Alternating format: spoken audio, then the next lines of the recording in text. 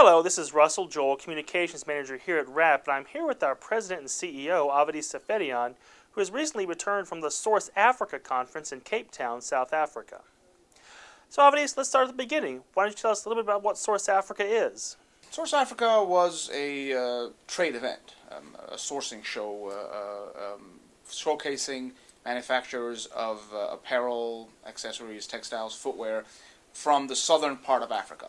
A chance for them to display their products in booths. There were 2 days of trade show exhibits, meet buyers, and around the trade show there was a couple of seminars, business learning events, so to speak, that for them to get a chance to hear from various experts on various topics.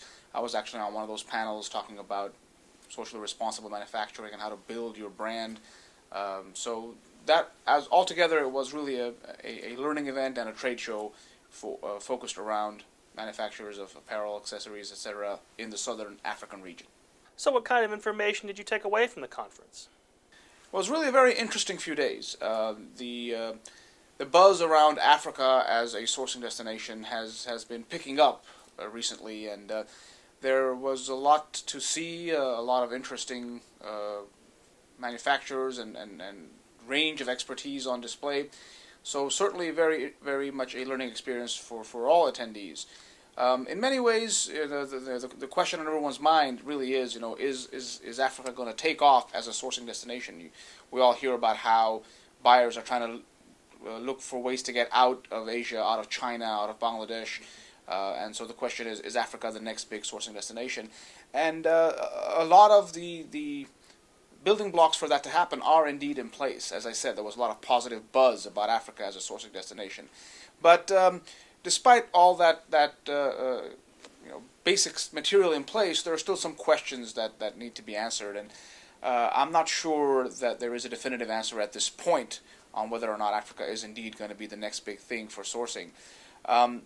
In many ways, Cape Town, which was the venue for Source Africa, was a very appropriate venue because it's a beautiful city with tremendous tourist potential, and when you talk to the locals and you ask them, what should I see, what should I do, you get all kinds of wonderful answers and all kinds of great things to choose from. But there's always that cautionary note towards the end, to say, be careful, make sure you stay safe because of the concerns around some potential criminal activity.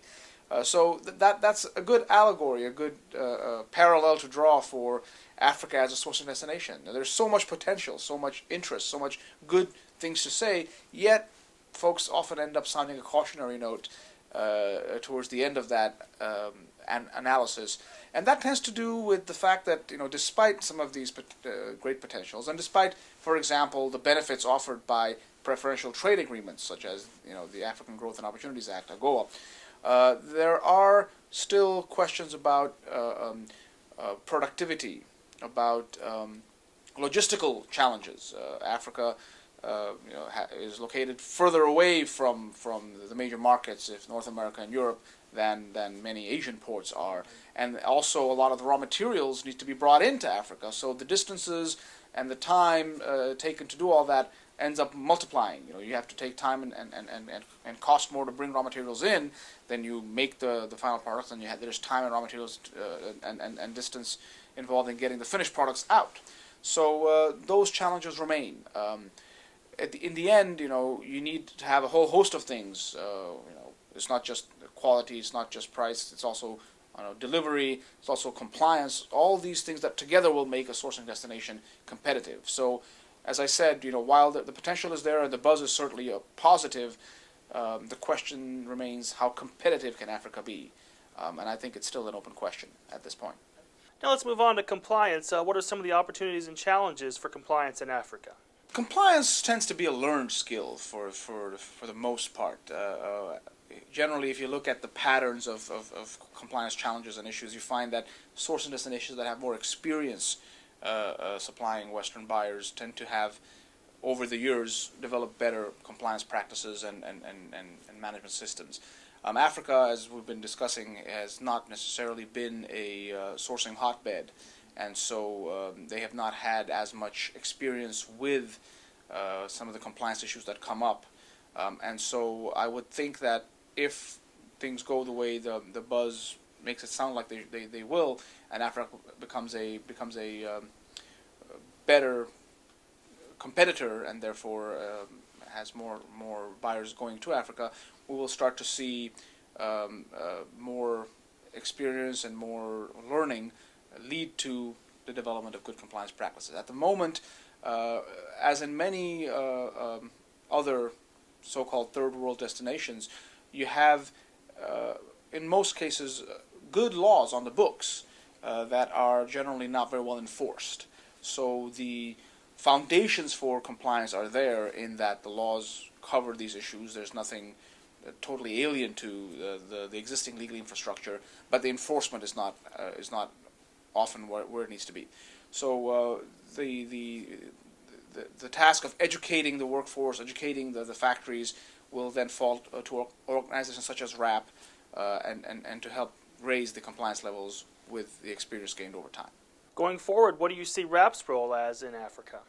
There was a lot of interest expressed in the work that RAP does while I was in South Africa. I had several very good conversations with fairly high-level governmental representatives. There are many nations in the southern part of Africa that are really looking to invest funds and national level support to help bolster their apparel manufacturing sectors, and so there's good potential for RAP to be involved in a lot of training work in that part of the world, and obviously the ultimate goal being to get factories to a level of compliance where they can successfully apply for and receive RAP certification.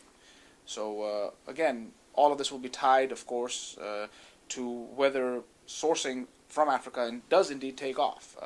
That will be the driver of all this, and to harken back to where we began this conversation, that still remains a bit of an open question. The raw materials are there, the potential is there, some of the questions around competitiveness, around the ease of doing business, around the logistical challenges will need to be resolved before we can definitively say that Africa is indeed the next big sourcing destination. As always, Avedis, thank you very much for your time.